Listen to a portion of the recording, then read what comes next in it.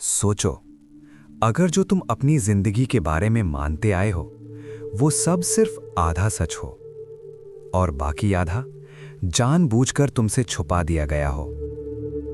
अगर तुमने अगले कुछ पल नहीं सुने तो शायद तुम वो चीज मिस कर दोगे जो तुम्हारी पूरी सोच को साइलेंटली रीवायर कर सकती है। ये कोई कहानी नहीं है जो तुम सुनते हो, ये वो आवाज है जो रात के 2 बजे तुम्हारे दिमाग के अंदर उठती है, जब दुनिया सो रही होती है और तुम अचानक पूछते हो, मैं कौन हूं और ये सब क्यों लगता है जैसे पहले भी हो चुका है।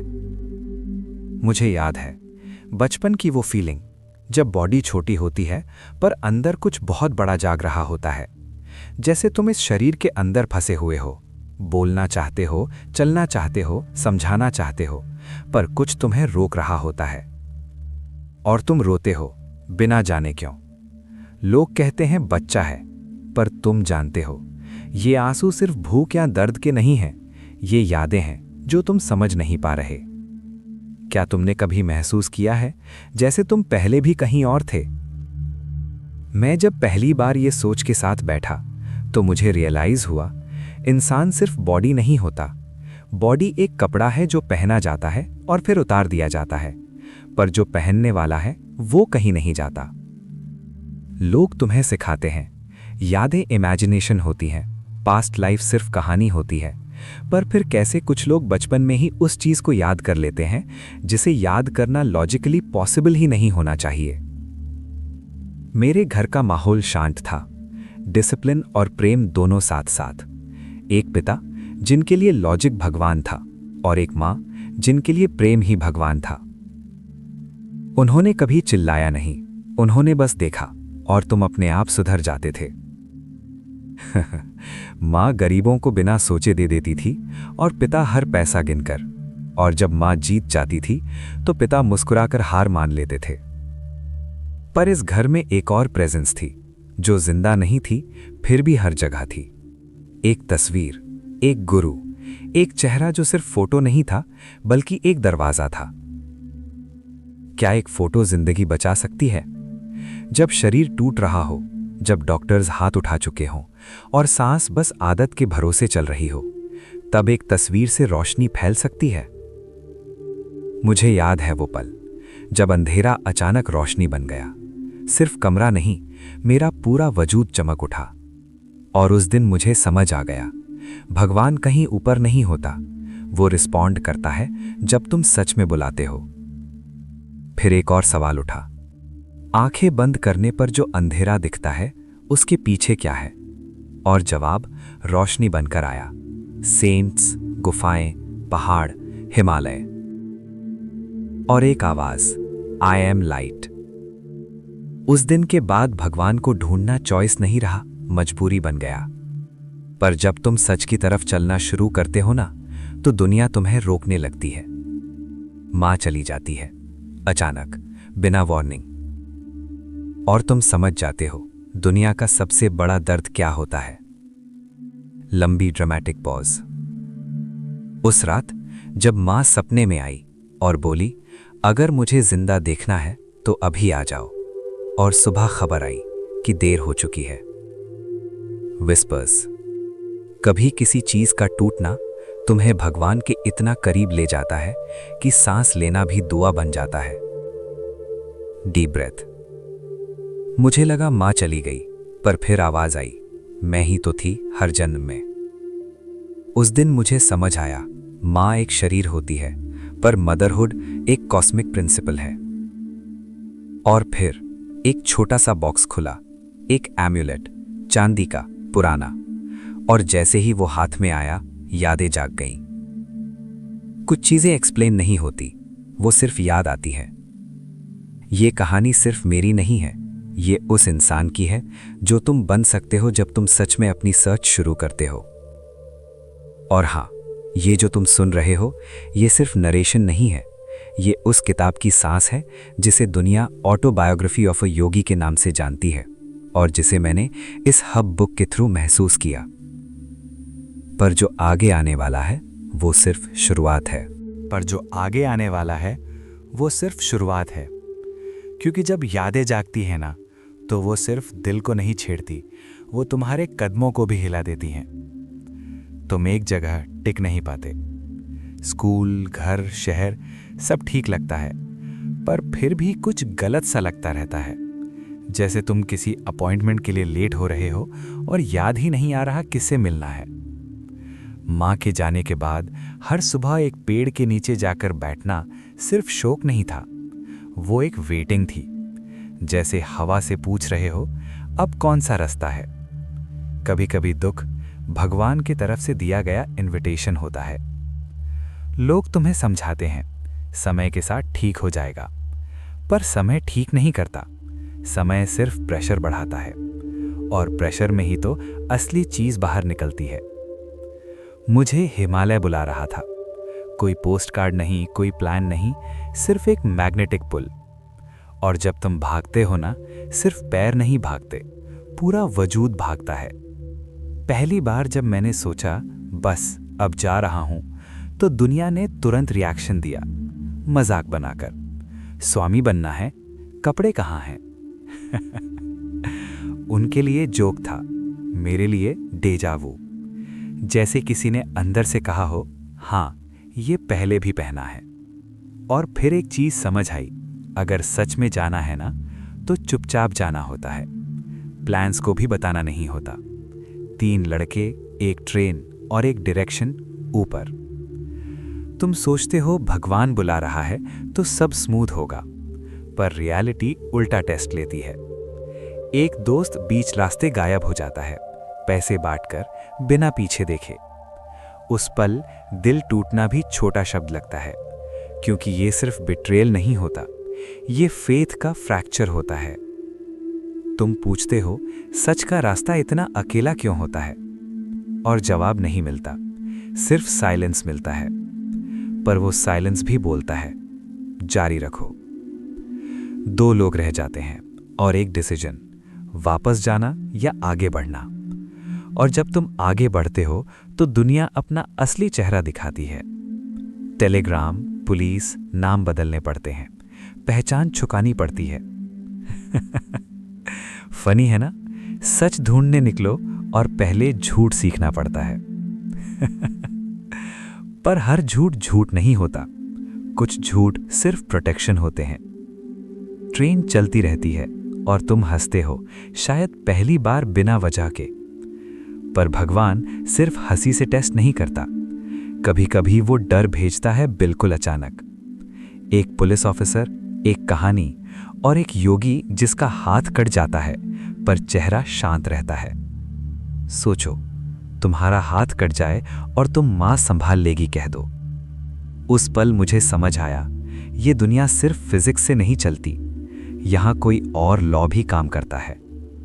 और वही लॉ तुम्हें तुम्हारे अगले दरवाजे तक ले जाता है। पर उस दरवाजे से पहले एक और मुलाकात लिखी होती है। एक ऐसा आदमी जो एक जगह बैठा होता है और साथ ही कहीं और भी। तुम देखते हो, तुम छू सकते हो, और फिर भी दिमाग मना कर देता है मानने से। क्या ये पॉसिबल है? और वो मुस्कुराकर कहता है, तुम अभी सिर्फ बॉडी को जानते हो।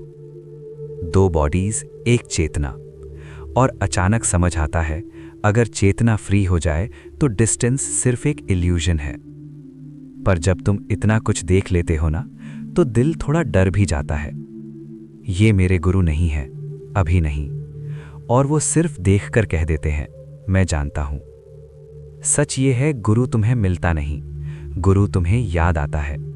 और जब तक सही चेहरा याद ना आए, तब तक जिंदगी तुम्हें भटकाती रहती है, जैसे जानबूझकर।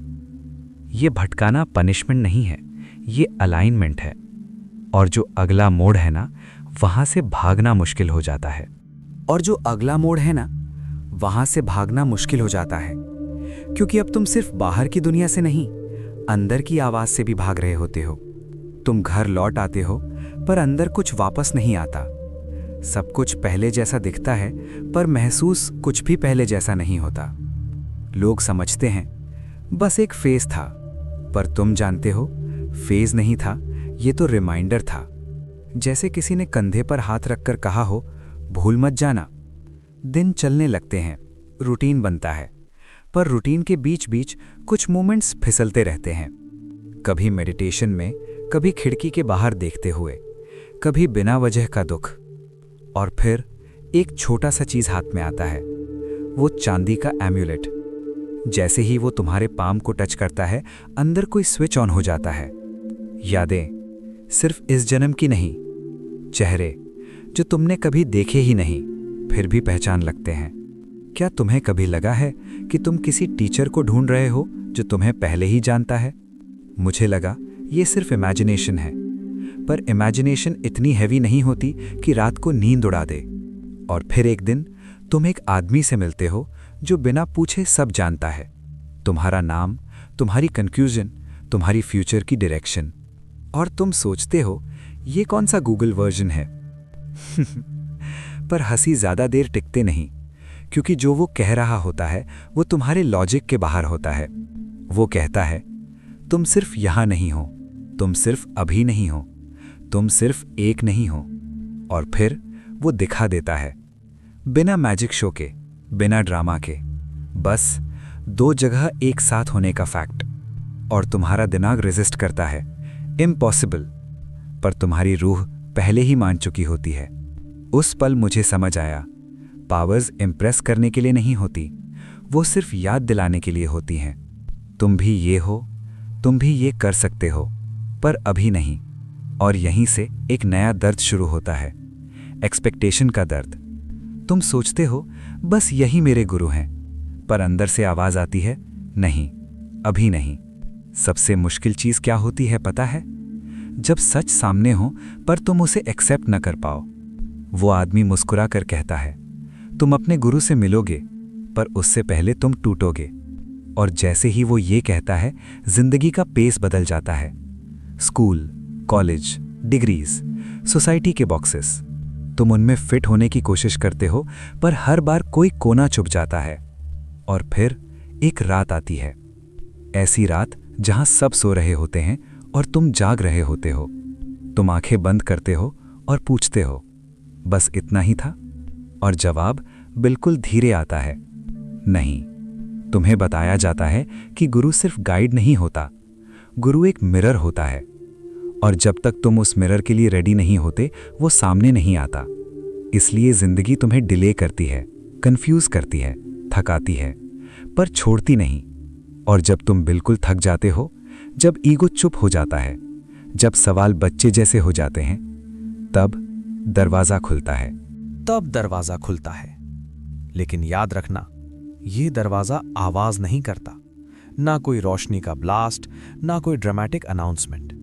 बस एक इंसान खड़ा होता है, सिंपल, शांत, और तुम्हें देखकर ऐसे जैसे तुम कभी बिछड़े ही नहीं थे। तुम सोचते हो यही है बस, ये तो बिल्कुल ऑर्डिनरी लग रहे हैं। और वहीं तुम्हारी सबसे बड़ी गलती होती है, क्योंकि सच हमेशा ऑर्डिनरी के कपड़ों में आता है। उनकी आंखें तुम्हें स्कैन नहीं करती, जज नहीं करती, उनकी आंखें याद करती हैं। जैसे तुम्हारी हर भूल, हर सवाल, हर भटकना, सब कुछ पहले ही देखा जा चुका हो। तुम बैठ जाते हो बिना पूछे, बिना इंस्ट्रक्शन के, और वो कहते हैं तुम बहुत देर कराए।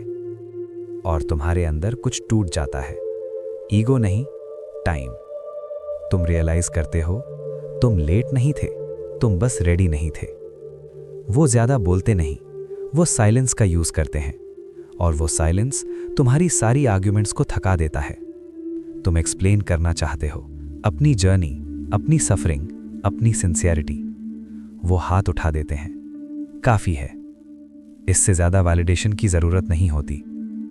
फिर वो एक सिंपल सा सेंटेंस बोलते हैं, अब तुम भागोगे नहीं। और तुम समझ जाते हो ये कमांड नहीं है, ये प्रिडिक्शन है। डिसिप्लिन शुरू होता है, रोमांटिक नहीं, ग्लोरियस नहीं, डेली, बोरिंग, रिपीटेबल। तुम सोचते थे स्पिरिचुअलिटी मतलब लाइट और ब्लिस, पर यहां तो पहले फ्रस्ट्रेशन आता है, ईगो की भूख, माइंड का टैंट्रम। तुम पूछते हो ये प्रोग्रेस क्यों नहीं हो रही, और जवाब मिलता है क्योंकि तुम देख रहे हो। जब तक तुम देख रहे हो तब तक तुम अलग हो। धीरे धीरे तुम सीखते हो बैठना, बिना एक्सपेक्टेशन के, बिना डिमांड के। और एक दिन कुछ नहीं होता, बस तुम होते हो। ना ब्लिस, ना विजन्स, ना आंसर्स। और वही मोमेंट सबसे डेंजरस होता है, क्योंकि यहीं से या तो तुम लौट जाते हो या तुम डिसॉल्व हो जाते हो। और जब तुम डिसॉल्व होते हो ना, तब गुरु बोलते हैं अब शुरू हुआ। तुम पूछते हो अब क्या? वो मुस्कुरा देते हैं अब कुछ नहीं। तुम्हारी पुरानी आइडेंटिटी धीरे धीरे गिरती है, नाम, इमेज, फ्यूचर प्लान्स। और तुम्हें लगता है तुम कुछ लूज कर रहे हो, पर सच ये है तुम सिर्फ वेट छोड़ रहे हो। जैसे सांस छोड़ते वक्त तुम हवा को लूज नहीं करते। और जब तुम बिल्कुल हल्का हो जाते हो, तब वो एक रात कहते हैं देखो। तुम आंखें बंद करते हो, पर इस बार अंधेरा नहीं आता, सिर्फ अवेयरनेस। तुम देखते हो तुम हो, पर सेंटर में नहीं। और पहली बार ये डरावना नहीं लगता। यहीं पर जिंदगी का सबसे बड़ा सवाल मर जाता है, मैं कौन हूं? क्योंकि तुम जान चुके होते हो जो भी पूछ रहा था वो भी तुम नहीं थे। पर कहानी यहीं खत्म नहीं होती, क्योंकि जो देखा जाता है उसे जीना पड़ता है। क्योंकि जो देखा जाता है उसे जीना पड़ता है। और यही वो जगह है जहां ज्यादा लोग रुक नहीं पाते, क्योंकि देख लेना आसान होता है, पर जीना वो रोज का काम बन जाता है। अब तुम पहाड़ों में नहीं हो, न आश्रम की शांति में। तुम फिर से दुनिया के बीच हो, पर कुछ बदल चुका है। लोग वही हैं, शोर वही है, रिस्पॉन्सिबिलिटीज वही हैं, पर तुम पहले जैसे नहीं रहे। तुम हंसते हो पर चिपकते नहीं। तुम दुख महसूस करते हो पर डूबते नहीं। जैसे कोई अंदर से कह रहा हो मैं यही हूं। अब भगवान कोई कॉन्सेप्ट नहीं रहा, न मूर्ति न तस्वीर। भगवान एक बैकग्राउंड प्रेजेंस बन जाता है, जैसे हवा जो दिखाई नहीं देती, पर बिना उसके कुछ भी पॉसिबल नहीं। और सबसे अजीब बात पता है क्या होती है? तुम एक्स्ट्राऑर्डिनरी बनना छोड़ देते हो, तुम बस नॉर्मल हो जाते हो, फुली। और दुनिया को लगता है तुम कुछ खास हो, पर तुम जानते हो खास कुछ भी नहीं है। अब गुरु अब रोज सामने नहीं होते, न गाइडेंस हर सेंटेंस में आती है, पर जब भी तुम भूलते हो जिंदगी याद दिला देती है। कभी लॉस के थ्रू, कभी फेलियर के थ्रू, कभी साइलेंस के थ्रू। और तुम लड़ते नहीं हो, तुम सुनते हो, क्योंकि अब तुम समझ चुके हो ये सब पनिशमेंट नहीं है, ये पॉलिशिंग है। जैसे पत्थर को घिसकर ही मंदिर का हिस्सा बनाया जाता है। और फिर एक दिन तुम पीछे मुड़कर देखते हो, बचपन, दर्द, भागना, खो जाना, गुरु, साइलेंस, सब एक लाइन में जुड़ जाता है। और तुम धीरे से मुस्कुरा देते हो, क्योंकि अब तुम जानते हो तुम कभी लॉस्ट थे ही नहीं, तुम बस याद कर रहे थे। ये कहानी कोई मोटिवेशन नहीं है, ये कोई टीचिंग नहीं है, ये सिर्फ एक याद दिलाव है कि तुम जो भी हो, तुम ये सिर्फ इसलिए हो क्योंकि तुम कुछ और भी हो। और अगर ये सब सुनते हुए कहीं ना कहीं तुम्हें लगा हो कि रुक, ये तो मेरे बारे में है, तो शायद ये आवाज तुम्हें भी बुला रही है। इस पूरी यात्रा का सोर्स एक ही जगह से आता है, एक ऐसी किताब से जो सिर्फ पढ़ी नहीं जाती, महसूस की जाती है। इसीलिए मैंने इसे हब बुक कहा। अगर तुम यहां तक रुके रहे हो तो शायद तुम सिर्फ सुनने नहीं आए थे। अगर कभी मन करे तो इस जर्नी को यहीं छोड़ना मत, चुपचाप जुड़े रहना। यहीं मैं यहीं हूं और तुम भी।